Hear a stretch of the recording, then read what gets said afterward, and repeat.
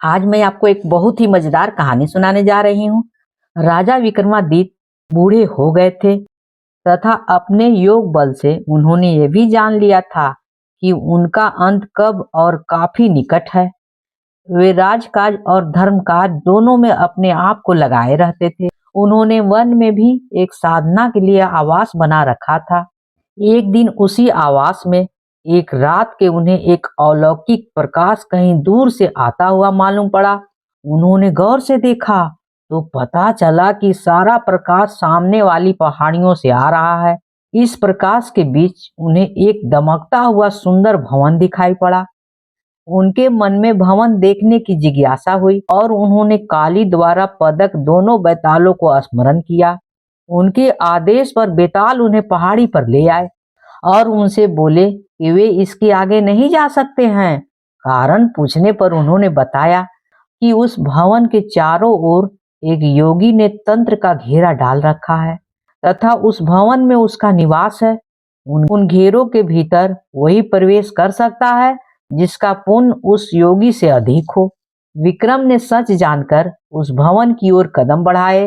वे देखना चाहते थे कि उनका पुण्य उस योगी से अधिक है या नहीं। चलते चलते वे भवन के प्रवेश द्वार पर आ गए। एकाएक कहीं से चलकर एक अग्नि पिंड आया और उनके पास स्थिर हो गया। उसी समय भीतर से किसी की आज्ञा भरा आवाज सुनाई पड़ी। वह अग्निपिंड सरकता हुआ पीछे चला गया और प्रवेश द्वार पर साफ हो गया। विक्रम अंदर घुसे तो वही आवाज उनसे उनका परिचय पूछने पर लगी। उसने कहा कि सब कुछ साफ साफ बताया जाए, नहीं तो वह आने वाले को श्राप से भस्म कर देंगे। विक्रम तब तक कक्ष में पहुंच चुके थे और उन्होंने देखा कि योगी उठ खड़ा हुआ। उन्होंने जब उसे बताया कि वे विक्रमादित्य हैं तो योगी ने अपने आप को भाग्यशाली बताया।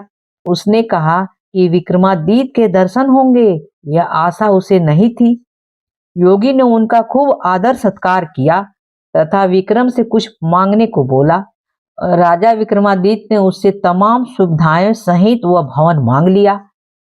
विक्रम को वह भवन सौंपकर योगी उसी वन में कहीं चला गया। चलते चलते वह काफी दूर पहुंचा तो उसकी भेंट अपनी गुरु से हुई। उनके गुरु ने उससे इस तरह भटकने का कारण जानना चाहा तो वो बोला कि भवन उसने राजा विक्रमादित्य को दान कर दिया है। उसके गुरु को हंसी आ गई। उसने कहा कि इस पृथ्वी के सर्वश्रेष्ठ दानवीर को वह क्या दान करेगा, और उसने उससे विक्रमादित्य के पास जाकर ब्राह्मण के रूप में अपना भवन फिर से मांग लेने को कहा। वह वेश बदलकर उसी कुटिया में विक्रम से मिला जिसमें वह साधना करते थे। उससे रहने की जगह की याचना की। विक्रम ने उससे अपनी इच्छित जगह मांगने को कहा तो उसने वह भवन मांगा। विक्रम ने मुस्कुराते हुए कहा कि वह भवन ज्यों का त्यों छोड़कर वे उसी जगह आ गए थे। उन्होंने बस उनकी परीक्षा लेने के लिए उससे वह भवन मांग लिया था। इस कथा के बाद 21वीं पोतली ने अपनी कथा खत्म की। वह बोली, राजा विक्रमादित्य भले ही देवताओं से बढ़कर गुण वाले थे और इंद्रासन के अधिकारी माने जाते थे, वे थे तो मानव ही। मृत्यु लोक में जन्म लिया था, इसलिए एक दिन उन्होंने यह लीला त्याग दी। उनके मरते ही सर्वस्व हाहाकार मच गया। उनकी प्रजा शोकाकुल होकर रोने लगी। जब उनकी चिता सजी तो उनकी सभी रानियां उस चिता पर सती होने को चढ़ गईं। उनकी चिता पर देवताओं ने फूल की वर्षा की। उसके बाद उनके सबसे बड़े पुत्र को राजा घोषित कर दिया गया। उसका धूमधाम से तिलक हुआ, मगर वह उनके सिंहासन पर नहीं बैठ सका।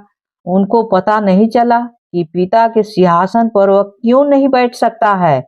वह उलझन में पड़ गया कि एक दिन स्वप्न में विक्रम खुद आए।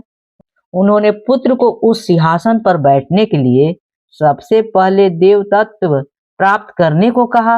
उन्होंने उससे कहा कि जिस दिन वह अपने पुण्य प्रताप तथा यश से उस सिंहासन पर बैठने लायक होगा तो वह खुद उसे स्वप्न में आकर बता देंगे।